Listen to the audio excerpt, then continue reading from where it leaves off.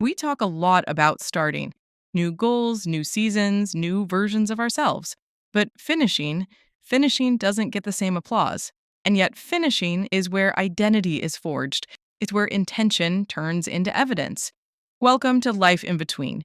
Today, we are discussing on the topic, the art of finishing. I'm Chelsea. With me is. Alec, exactly. Starting is driven by excitement. The art of finishing is driven by character. The middle is usually uncomfortable, boring, or inconvenient, and that's where most things die quietly. Not because they were impossible, but because they stopped being emotionally rewarding.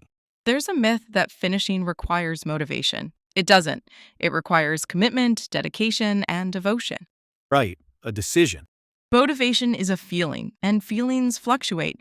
Commitment is a decision you keep making, especially on the days you don't feel inspired. And finishing isn't about perfection, it's about closure. A finished imperfect thing teaches you more than an unfinished perfect idea. Completion builds trust with yourself. Yeah, Every time you finish, you're telling your brain, I do what I say I'll do. that self trust matters. People often say they struggle with discipline, but what they're really struggling with is disappointment in themselves from all the things they abandoned. Finishing repairs that relationship. There's also grief in finishing. You're closing a chapter. You're admitting this version is done. That's interesting. Some people avoid finishing because endings force honesty. You can't hide behind almost anymore. But there's freedom on the other side. Finishing clears mental space. It makes room for the next thing to be chosen, not just started impulsively. Right. It teaches discernment.